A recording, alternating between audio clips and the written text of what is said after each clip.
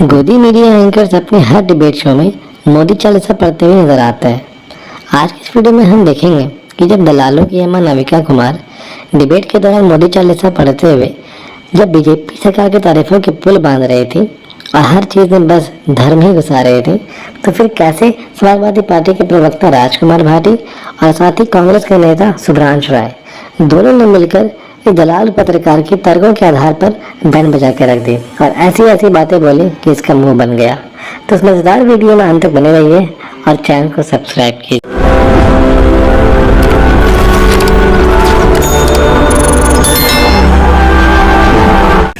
अरे ये वीडियो देखो।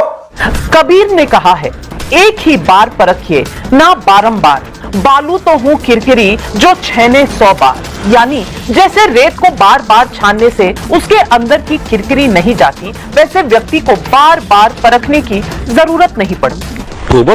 भेजे में नरेंद्र मोदी अयोध्या में रामलला की प्राण प्रतिष्ठा करते हैं। नरेंद्र मोदी प्राचीन द्वारका की पूजा समुद्र के भीतर जाकर करते हैं। नरेंद्र मोदी काशी के केदार और आदि कैलाश तक अपनी हिंदू आस्था को विश्वास के साथ जीते हैं। तो कौन सा तीर मारा? सुभ्रांश राय जी, या तो राहुल गांधी को शायद हिंदू धर्म से कोई खास एलर्जी है या फिर हिंदू धर्म की समझ ही कुछ कम है।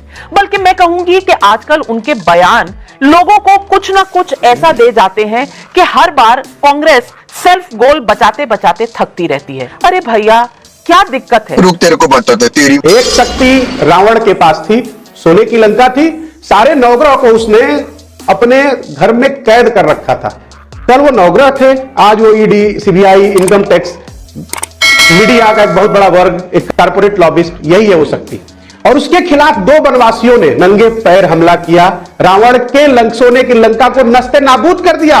उनके खिलाफ, नरेंद्र मोदी के खिलाफ कांग्रेस पार्टी कर रही है, जिसका बैंक खाता भारतीय जनता पार्टी ने सीज कर दिया। यह शक्ति का पहला रूप है। बात तो आप हिंदू धर्म और हिंदुत्व की करते हो, ये वही भारतीय जनता पार्टी है जो बात तो हमेशा गौ माता गाय हमारी माता है करती है, और भारत के सबसे ज्यादा गाय का मांस बेचने वाली कंपनियों से 250 करोड़ रुपया इन्होंने इलेक्टोरल बॉन्ड के रूप में लिया है। जनवरी फरवरी में ये गाय के हत्यारों की कंपनियों पे छापे पड़ते हैं और जून और जुलाई में उनके इलेक्टोरल बॉन्ड का चंदा भारतीय जनता पार्टी और नरेंद्र मोदी जी को मिलता है। तो मुंह में राम बगल में छुरी, ऐसे कैसे चलेगा मैडम? और आखिरी बात, आप जो शक्ति स्वरूपा कह रही थी, तब नरेंद्र मोदी क्यों खामोश हो गए जब देश का गौरव उन बेटियों ने जो इस देश को ओलंपिक दिया है, जाटों की बेटियां, हरियाणा का सम्मान थी, जब दिल्ली पुलिस उनको जूतों से मार रही थी, तब नरेंद्र मोदी मुंह में दही लगा के खामोश क्यों बैठे थे? ठीक है, ठीक कहा है। नाविका जी, देखिए, जिनके कथनी और करनी में बहुत अंतर होता है ना, वो दूसरों के द्वारा बोले गए बातों में उनके हिसाब से जो समझ में आ रहा है उसको सफाई देने के बावजूद भी देश में दुष्प्रचार करने से पीछे नहीं हटते हैं। इसी का नाम भारतीय जनता पार्टी है। और भारतीय जनता पार्टी ये काम को अंतिम रूप देने के लिए कई सारे संगठनों का सहारा लेती है जो उनके लिए दिन रात ये काम करती है। और यही कारण है कि भारतीय जनता पार्टी लोगों को मूर्ख बनाने में सफल होती है।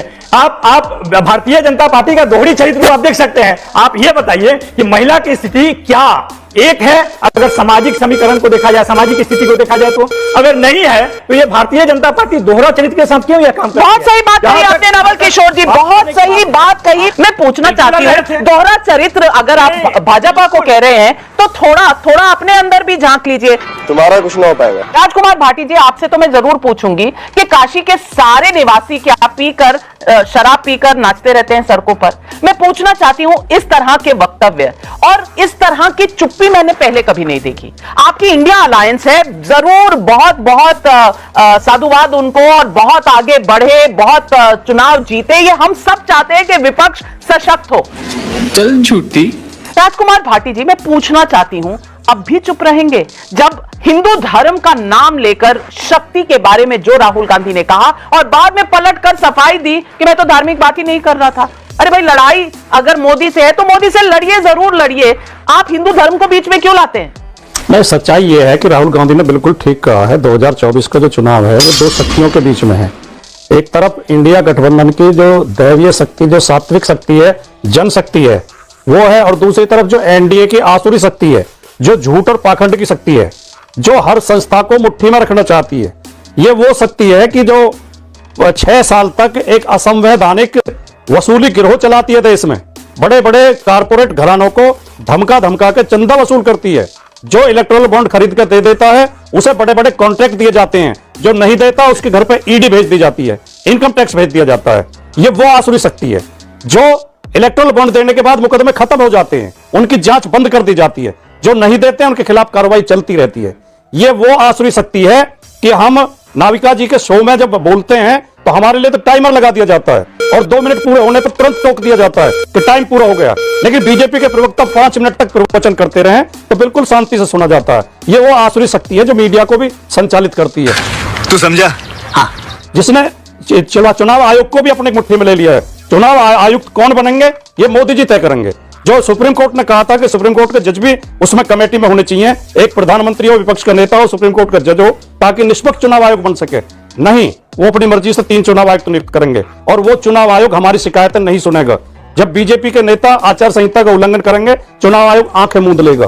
अगर ये नारी शक्ति से इसको जोड़ रहे हैं, नारी शक्ति अगर इतना उन्हें अच्छा खराब लगता है तो जब बेटियों के साथ रेप करने वाले लोगों को जेल से रिहा किया गया बीजेपी की सरकार के द्वारा और बीजेपी के लोगों ने उनकी आरती उतारी, उनके पैर छुए, उनके तिलक किए, तब मोदी जी को बुरा क्यों नहीं लगा?